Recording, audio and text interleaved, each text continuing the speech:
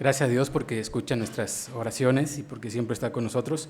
Vamos a continuar, vamos a prepararnos para escuchar el mensaje de la palabra y vamos a hacer una lectura en 1 Samuel 1 del 20 al 28.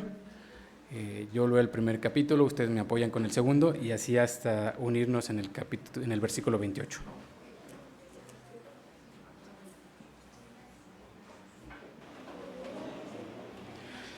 La palabra de Dios dice: aconteció que al cumplirse el tiempo, después de haber concebido a Ana, dio a luz un hijo y le puso por nombre Samuel, diciendo: por cuanto lo pedía Jehová.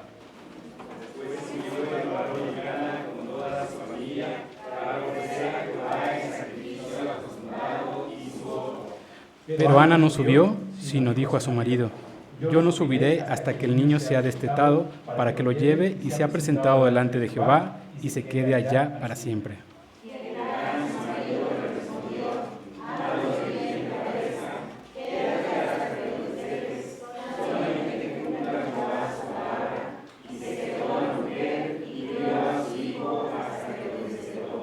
Después de que lo hubo destetado, lo llevó consigo con 3 becerros, un efa de harina y una vasija de vino, y lo trajo a la casa de Jehová en Silo, y el niño era pequeño.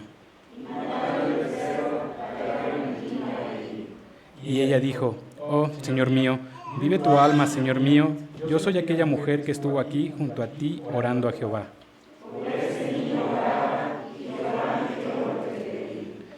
Yo, pues, lo dedico también a Jehová, todos los días que viva será de Jehová, y adoró allí a Jehová. Vamos a orar, hermanos, para pedir la dirección de nuestro Dios para la reflexión de su palabra. Señor, gracias te damos porque nos permites poder meditar en tu palabra, poder reflexionar en ella, pero sobre todo poder escuchar tu voz a través de esta misma palabra. Señor bendito, que el mensaje que tienes que darnos en esta hora lo podamos entender, lo podamos comprender, pero sobre todo lo podamos poner en práctica en nuestra vida diaria. Señor, que estemos atentos en este momento a lo que nos tienes que decir y que cualquier cosa que nos quiera interrumpir, que no lo permitamos y que podamos concentrarnos en esta plática que vas a tener con nosotros. Te lo rogamos en el nombre de Cristo Jesús. Amén. Pueden tomar asiento, hermanos.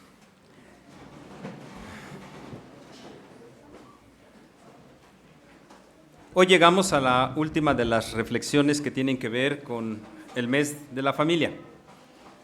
¿Alguien recuerda, exceptuando a nuestras hermanas que están más al tanto de la serie de temas que vienen en el anuario, pero se ha estado repitiendo? ¿Cuál es el tema general que se tocó a lo largo de este mes con respecto a la familia, hermanos? ¿Alguien se acuerda?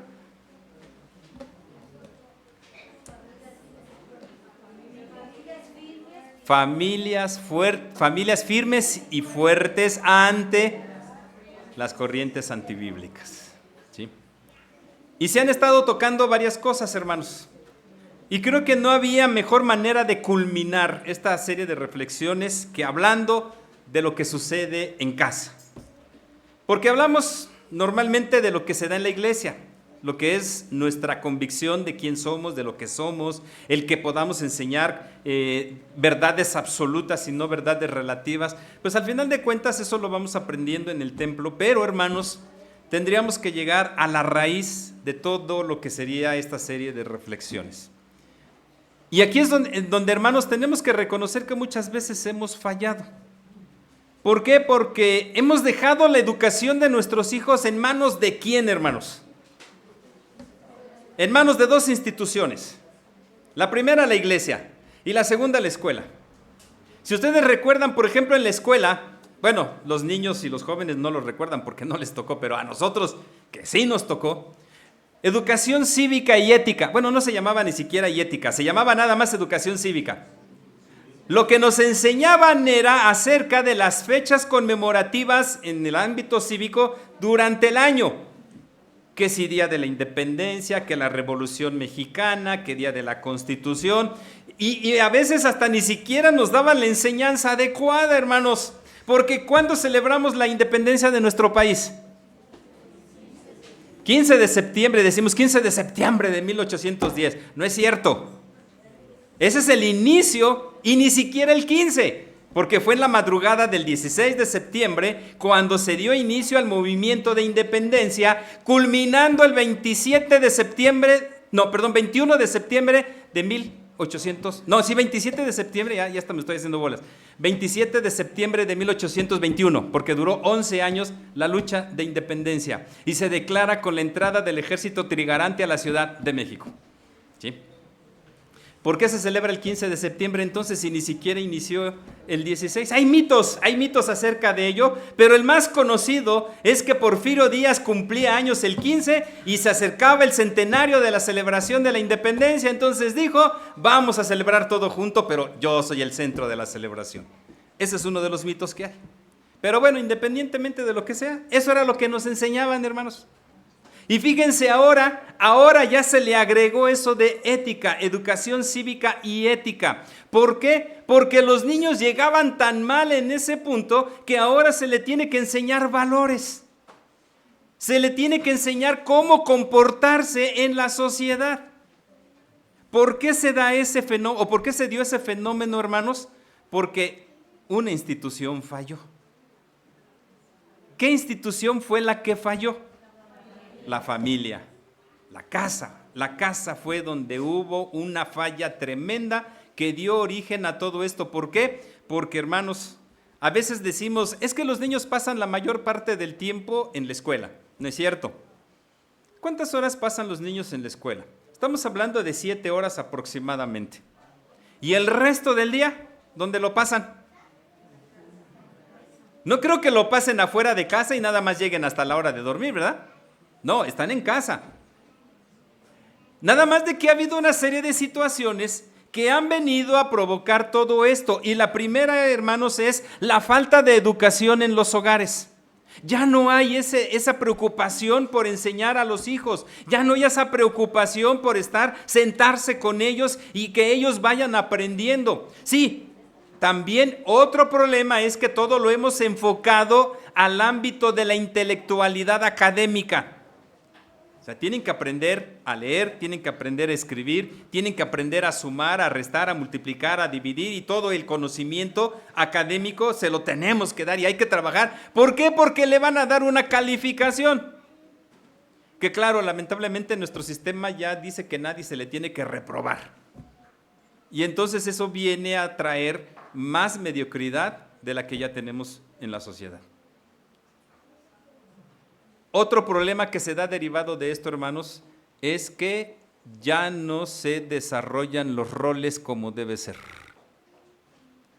Hoy en día encontramos que el padre ya no hace lo que le corresponde como padre, la madre ya no realiza las labores como madre, sino que hay una revoltura. ¿Quién es la autoridad en casa? Fíjense, antes decíamos la esposa o la mamá. Ahora ya ni siquiera es eso. Ahora son los hijos los que han tomado el control de la casa y son los que mandan, son los que gobiernan en la casa. Error fatal, hermanos. ¿Por qué? Porque un niño que puede, en términos de madurez, en términos de lo que ustedes quieran, ¿qué puede controlar en la casa? ¿Qué puede hacer en la casa? Pero lo hemos permitido. Lo hemos permitido. Hace unos años inclusive salió un libro que, si mal no recuerdo, se llamaba Cuando los hijos mandan en casa. ¿Sí? Donde se hacía ese análisis precisamente de que ahora quien tiene la autoridad en casa son los hijos. ¿Qué pasó en la iglesia? La iglesia también vino para más, porque se ha descuidado también el aspecto educativo de los hijos. Y muchas veces se piensa que el aspecto educativo en la iglesia es un gasto, cuando no se debe ver como un gasto, sino como una inversión. Es lo mismo en casa. En casa la educación de nuestros hijos no debe ser considerado como un gasto, sino como una inversión. Estoy invirtiendo en la educación de mis hijos para que en el futuro ellos sean hombres y mujeres de bien y de provecho. Lamentablemente, hermanos, hemos llegado al punto donde ¿para qué nos preocupamos en lo que tienen que hacer nuestros hijos si la sociedad está como está? Ustedes saben que se ha implementado una serie de capacitaciones una vez al mes en las escuelas, los cursos de capacitación.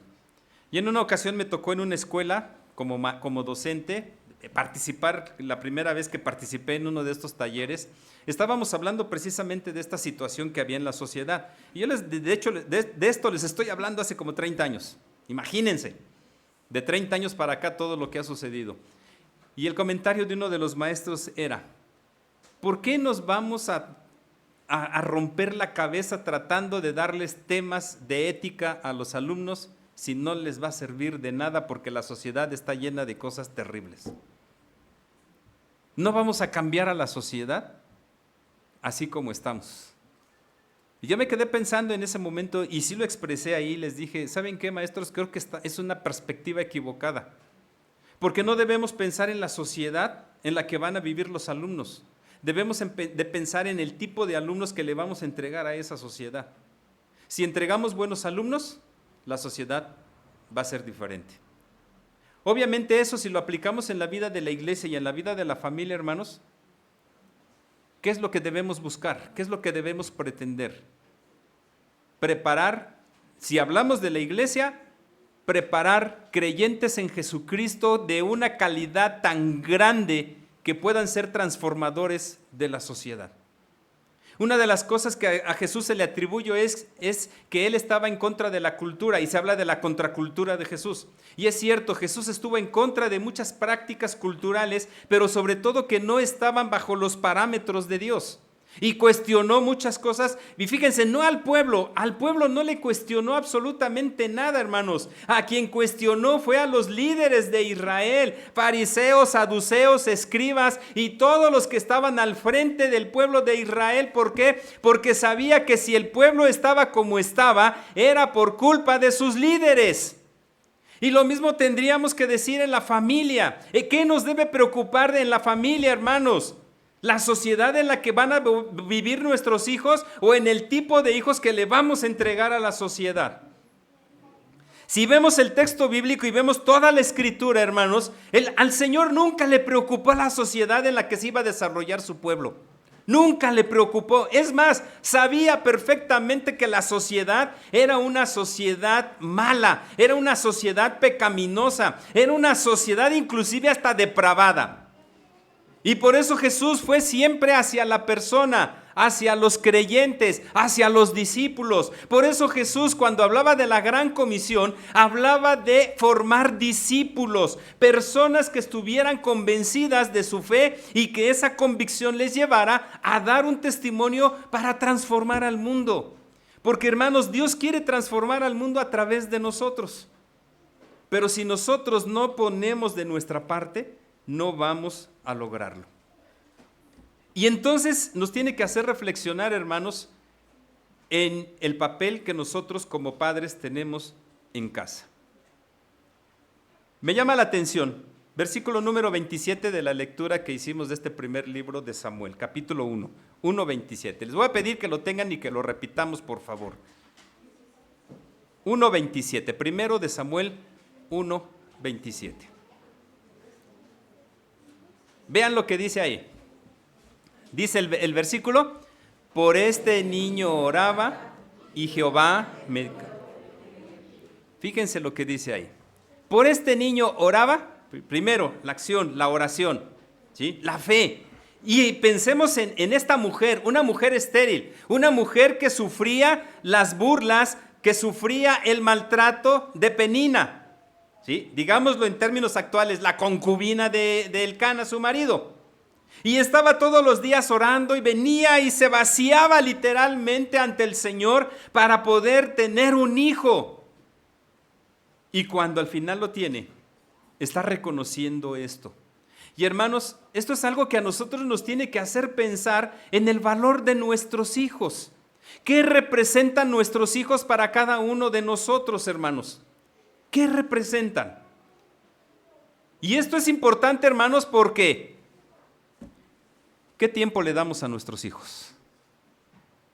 ¿Qué tiempo?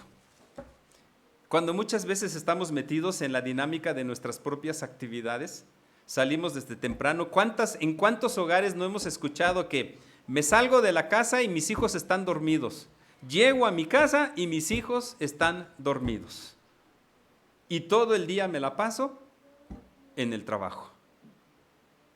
Fines de semana que se supone que puedo descansar, en vez de estar con mis hijos, quiero descansar precisamente porque toda la semana estuvo llena de actividades, y cuando a veces nuestros hijos se acercan a nosotros, espérame tantito porque estoy muy cansado y voy a descansar, este día lo voy a dedicar para mí.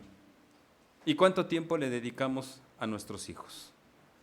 ¿Realmente nuestros hijos valen lo que decimos que valen, hermanos? ¿Realmente lo valen? ¿Qué tanto nos preocupamos por ellos, hermanos? ¿Qué tanto les amamos y cómo les amamos? Y les digo esto, hermanos, porque muchas veces nos quejamos de cómo son nuestros hijos cuando nos olvidamos que nuestros hijos son lo que nosotros quisimos que ellos fueran. Suena contradictorio, hermanos, a veces, pero es la realidad. ¿Por qué nuestros hijos son contestones? ¿Por qué? Pues porque nosotros se los permitimos. ¿Por qué nuestros hijos son desobedientes? Porque nosotros se los permitimos. ¿Por qué nuestros hijos andan fuera de los caminos del Señor? Porque nosotros se los permitimos. Somos muy permisivos en ese sentido, hermanos. Y eso es algo en lo que deberíamos de trabajar, porque veamos el ejemplo de esta mujer. ¿Qué hizo con el hijo que tanto anhelaba? ¿Qué hizo con ese hijo por el cual estuvo orando mucho tiempo? Al final lo entregó. No solamente lo dedicó, porque yo puedo dedicar a mi hijo, ¿sí? Y ya no pasa nada. No, lo entregó al sacerdote para que en el sacerdote creciera al servicio de su Dios. Fíjense, fue más allá.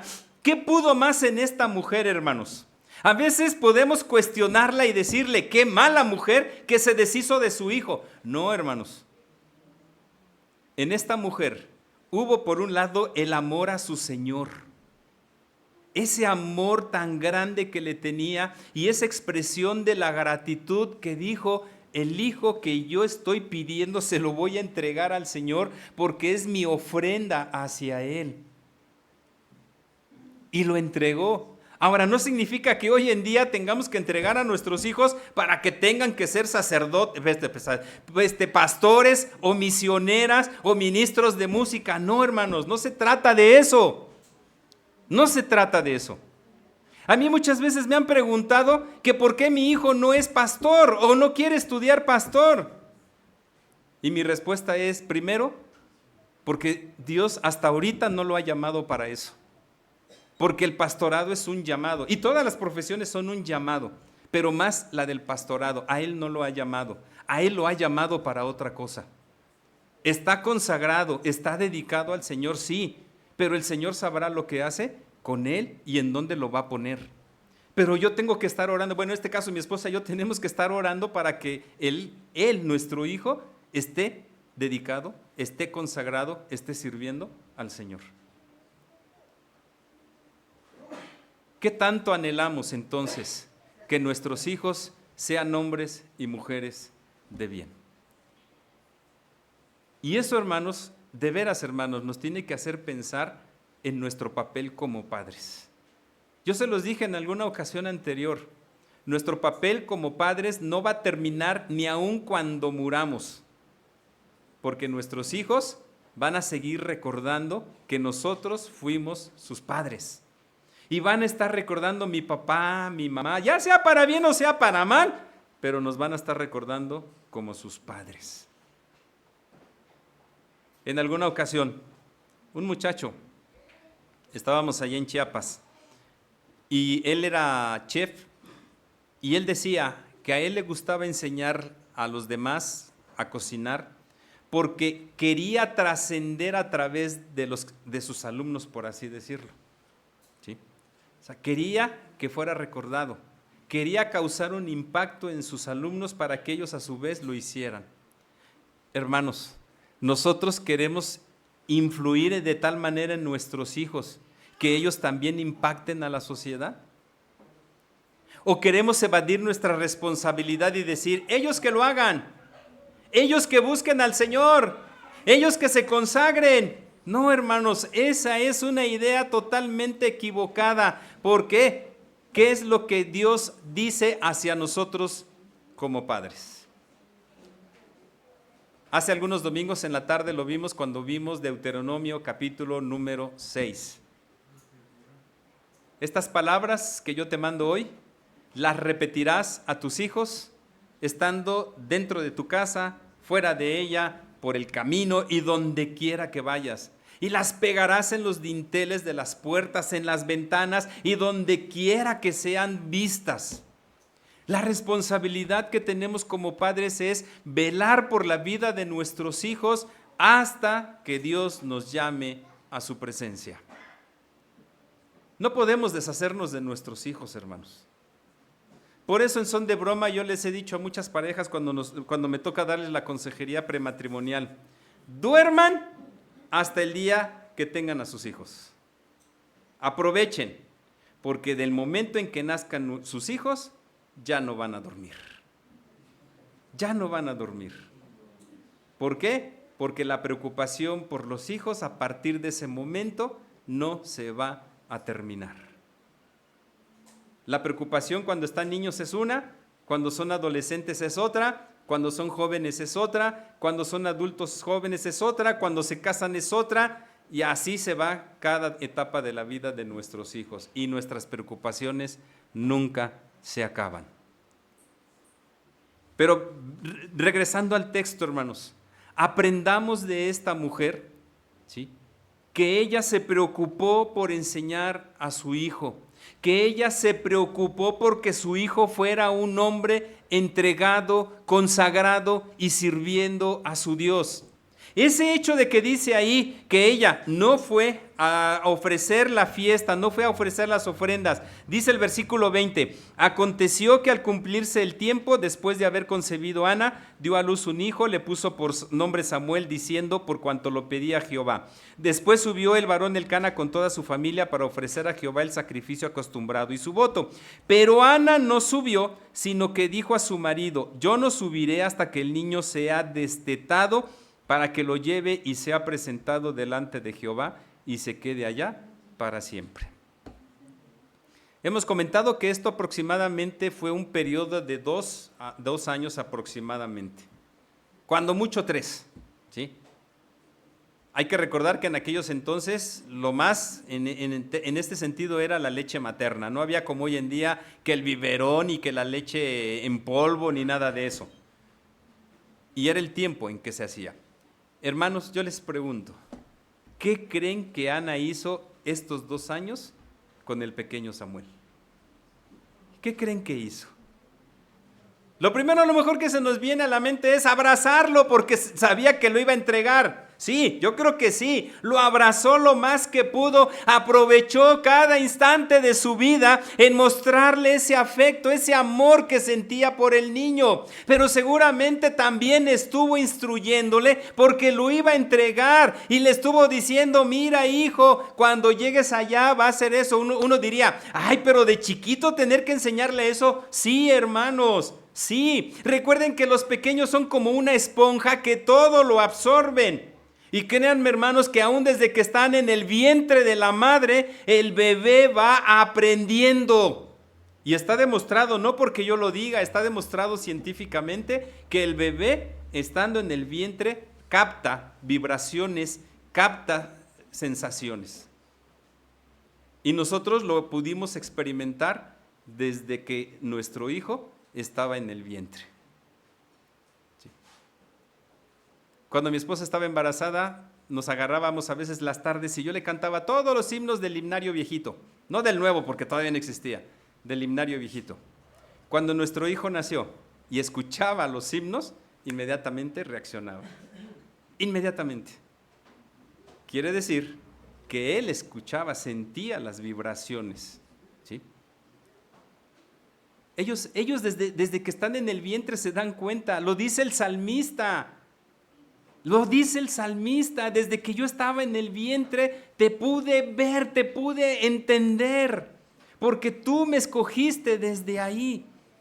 Hermanos, por eso nuestra preocupación hoy en día, queremos tener familias sólidas, queremos que nuestros hijos puedan responder ante todas las corrientes antibíblicas a las que se van a enfrentar. Y cuando hablamos de corrientes antibíblicas, hermanos, no crean que hablamos solamente de sistemas doctrinales, no. No, porque no nos vamos a poner a explicarles, por ejemplo, de la transubstanciación, de la consubstanciación y de muchas corrientes doctrinales que hay, porque a lo mejor ni siquiera yo las entiendo. ¿O alguien sabe de lo que les hablé ahorita, hermanos? Lo que les mencioné tiene que ver con la Santa Cena y la manera en que vemos los elementos de la Santa Cena. ¿Sí? No nos vamos a poner a explicarle, por ejemplo, aun cuando sea parte de nuestra doctrina, la doctrina de la predestinación, cuando a veces ni siquiera nosotros la entendemos. No solamente es eso, hermanos. Corrientes antibíblicas son todas aquellas formas de pensamiento que están en contra de la Biblia.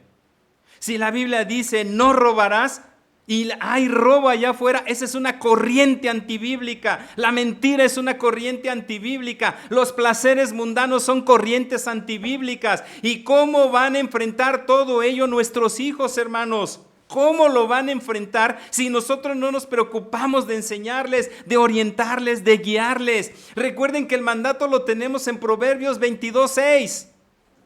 ¿Qué dice Proverbios 22:6?